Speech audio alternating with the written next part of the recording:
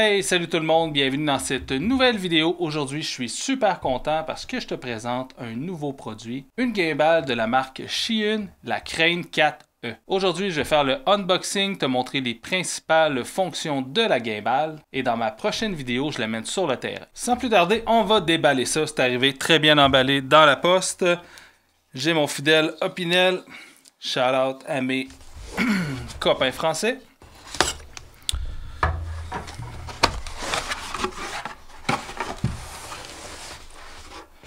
Donc sur le dessus, on a un petit manuel d'instruction et les coordonnées pour de l'aide Amérique du Nord et Europe. On a notre foam. Donc c'est très bien. Écoute, je pense pas qu'il y a grand chose qui peut se briser dans le transport. Bon, au premier look, je vois qu'il n'y a pas de coffre de transport, ni de petit sac ou quoi que ce soit. Donc c'est sûr que ça va être quelque chose à acheter par la suite. Mais tout est bien emballé, tout est déjà dans son foam, mais je me verrais mal transporter cette boîte de carton sur le terrain. Donc ici on a un petit trépied pour poser le gimbal. Sortir les petites pièces en premier. On a les plaques Quick Release. C'est ici, il y en a deux, une par-dessus l'autre. On a ici un fil USB-C. One eternity later.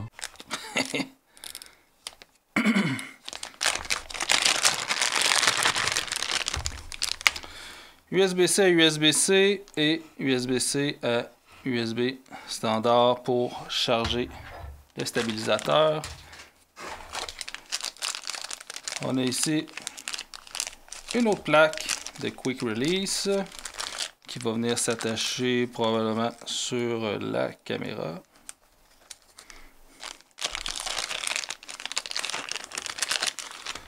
C'est ici. Et on a un petit sac avec toutes les vis. On a un petit support comme ça ici qui va servir à poser l'objectif. Un petit support supplémentaire pour plus de stabilité.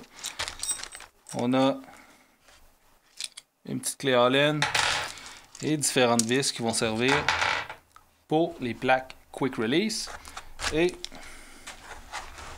le clou du spectacle.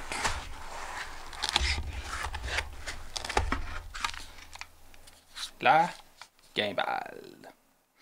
On va remettre la boîte de côté.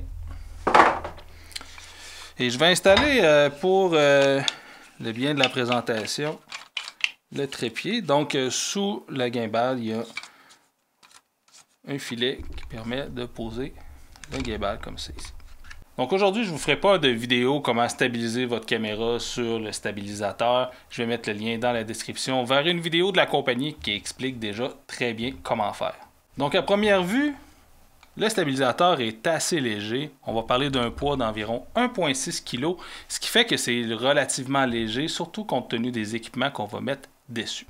Parlant d'équipement, le Crane 4E est vraiment fait pour supporter des gros boîtiers avec des grosses rigs de vidéo.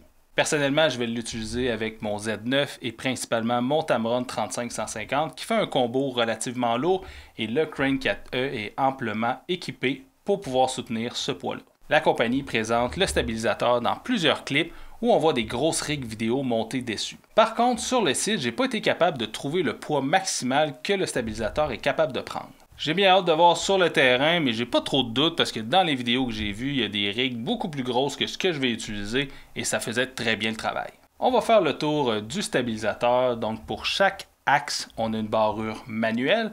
Bien important de ne pas oublier de débarrer chacun des axes avant de mettre en marche le stabilisateur. De chaque côté de l'axe, tout juste ici, on a des ports USB-C qui vont nous permettre de contrôler l'objectif de la caméra pour ceux qui sont compatibles. Sur le devant du gimbal, on a un déclencheur et une roulette d'ajustement. Sur leur côté ici à droite, on a une autre roulette d'ajustement ainsi que le bouton de mise en marche. À l'arrière, on a un écran tactile d'environ 1 pouce ainsi qu'un joystick et deux autres boutons qui nous permettent de démarrer l'enregistrement. Sur le bas, on a 2 fixations qui nous permettent d'attacher des accessoires comme un moniteur de référence par exemple.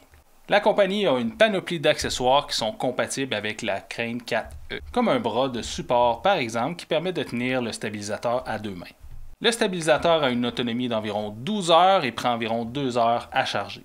La recharge se fait via un port USB-C qui est juste ici sur le bas du stabilisateur. J'ai vraiment hâte d'aller essayer le stabilisateur Crane 4E sur le terrain.